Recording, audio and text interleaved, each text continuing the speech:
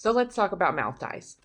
What is a mouth tie? Well, a mouth tie can either be a tongue tie, a lip tie, or buccal ties. And the issue that it can cause in infants is feeding issues if they're not latching well, or if they have colic type symptoms, or sleep irregularities. All that can be a symptom of mouth ties. For older kids, it can get even worse. They can have sleep apnea, speech delays, tooth decay, super picky eaters because they'll have texture issues, and that totally sucks for them to be super picky eaters. This can affect them even as adults. I have unreleased mouth ties, and I have issues with sleep apnea and with my speech pattern. I have a lisp, and I couldn't talk when I was a kid until I was like 5 or 6. All three of my kids have had the mouth ties, all of them, all across the board.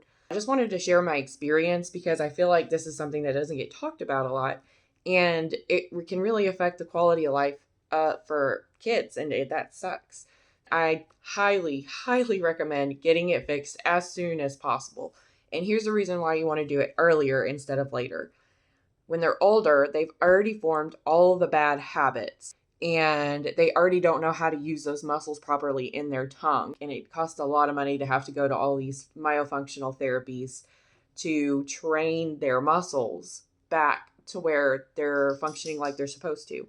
If you get it done when they're a baby, then you don't have to deal with all these negative side effects from having these mouth ties. And something that's really important is the stretches. My first one, we went to a dentist that didn't really believe in the stretches. They sutured it and just let it go. And that worked for him. Now with the next one, we did all the revisions and we also did the stretches. But because he had already formed so many bad habits, he was already dealing with speech delay, and he had a really high palate that we didn't even know about or know how to fix. He is still dealing with issues even after a revision. He still has issues anytime he has a cold with sleep apnea type symptoms. And he still has texture issues, and he still does not speak well, even after years of myofunctional therapy and speech therapy.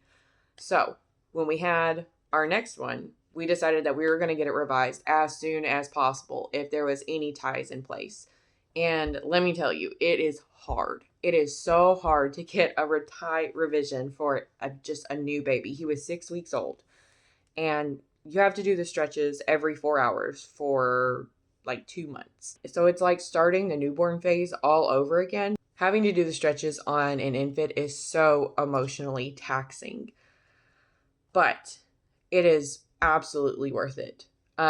He has no issues. He's able to move his tongue in a way that none of my other kids could as a baby. Like, he chews on it, it curls up in the side of his mouth. It's really cute. But that's something that my older two couldn't do. And he is a champion at nursing. It's helped with his digestive colic type issues almost immediately within 2 weeks of the revision. And it's just given him such a better chance at not having things like sleep apnea. And so even though it is most definitely so hard to do it with an infant, it is so much better for the long-term benefits. Something that's really, really important to have in place before you decide to do a tongue revision or any of the tie revisions is, one, if you're going to do it, make sure you're ready to do the stretches, because it will tear you up emotionally. It will. It's hard, but it is necessary to make sure that they have the best chance in it being a successful revision. Also, you should have in place medical support. So what that would look like is we had our primary care physician was on board. We have a dentist that specifically specializes in tie revisions for children. And we also had myofunctional therapists or a lactation therapist for the motor function. And the reason this kind of stuff is really, really important is because they're professionals and they've been doing this for a long time. So they're going to see things that you don't.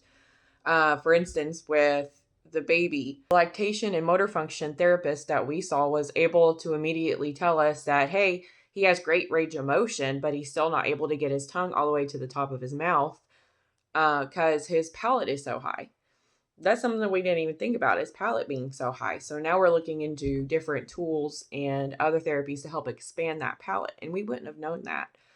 So he could have still had all those issues. even though we did everything right. So it's really important to have the medical support team. It's also so important to have a just personal support team, whether that's a parent, spouse, siblings, whoever you need, somebody from your church. Gather them around earlier, let them know what's going on, because it is hard to have to go through the stretches and be up every 4 hours, and it's just hard and you need support. So it's really important to have that of support. I didn't have that as much with the first two, but I had it a lot with the third, and it was a huge difference having the support of my mom and my sister, and it made it so much easier to get it done. So, yep, that's my talk on tongue ties. If you have any questions, please feel free to comment or message me directly, because I feel like this is a big deal because it affects kids' quality of life, and so many people either don't know about it or don't know anybody who's like had to do the tie revisions. And I've done it 3 times. I'm happy to answer any questions or just offer support for anybody who is going through that, because it is really hard, and I'm totally here for anybody who needs to talk about it.